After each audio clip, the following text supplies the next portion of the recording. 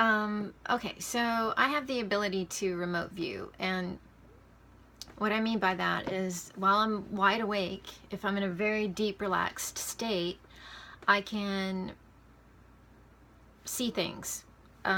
Sometimes I fly, it's like I'm flying over just the most mundane things. Like I can fly over a field. One time I flew over a field and I just saw cows in the field. Um, one morning I was flying over the pond that we have outside on our land, and I could see the lily pads, I could see fish swimming around, I could see the gator. I see the gator a lot. I see animals a lot. I tune into a lot of the wildlife around here. Sometimes I'll wake up in the morning from a dream and immediately go into a vision of a snake, where I'm hovering behind the snake, just like right behind the snake, and I'm following him. And it's very real. I mean, it's like I'm there. But I know that it's spirit. I know that I'm not physically there. My body's in bed. I'm awake. So I know what's going on. I've had the ability to remote view, or have clairvoyant visions of the past and the future.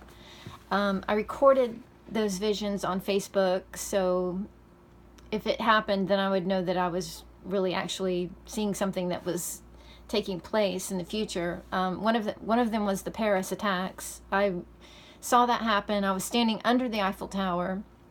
I looked up and I could see the sun shining through the tower, and I didn't know where I was at first. I could see the metal grid of the tower, and as I stepped back or zoomed out, I could see that it was the Eiffel Tower. And as I looked around, I saw smoke start just billowing up from down the street, down the avenue, or like trees that line up the avenue. And I just saw smoke billowing up from the city, and got this really bad feeling. And then I snapped out of it. I couldn't see anything else. Everything kind of goes into a reddish blur, reddish haze. And the other one was an avalanche, which I'm not sure if that happened or not. Avalanches happen a lot, so it's hard for me to tell, if I'm seeing something that actually happened, if I don't know what the place is.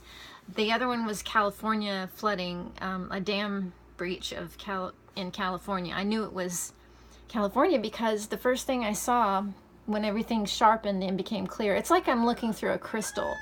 Like the pineal gland is like a crystal, and if it's calcified, you can't see very well. So sometimes it depends on the vibration, I guess, and how deep in I am, how high a vibration I have, as to what I can see. But when it sharpens up, I can see very clearly. And I saw a hotel. I moved inside the hotel. I saw an elevator. I went inside the elevator, and I saw Beverly Hills on the back of the elevator. And I saw a young girl in a coat, and a woman picked her up and held her, and there was a soldier in uniform standing in there too.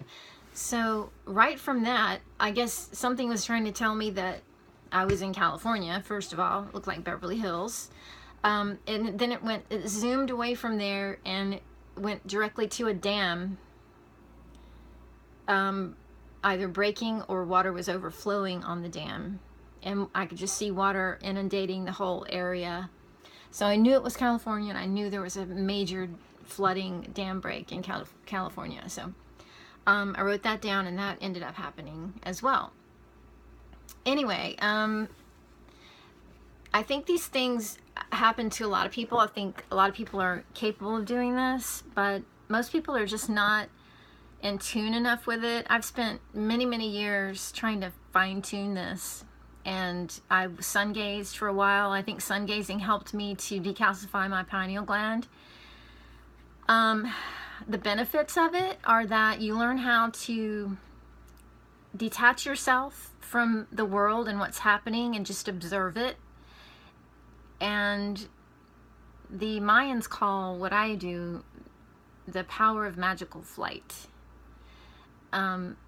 once you get used to doing it, it's easier and easier for you to become very relaxed and then just kind of float over all of these different worlds, these different realities. It can be in the present, past, or the future, and you're just no longer bound to this finite material timeline anymore. So it's really awesome. It's good practice and everything, but you don't get too attached to it. It's not recommended to put too much importance on it. I think it's more important to practice on your own ability to be at peace and to create and share with other people. And I mean, if you can't manage to even control your own anger and fear, you have really no business wanting any kind of other superpowers. That's really the best superpower to have. But this ability for me has taught me that, and it's taught me that there is no end to anything. Everything is just infinite mind and matter, and we're not bound to anything or anyone. We're just part of everything and everyone.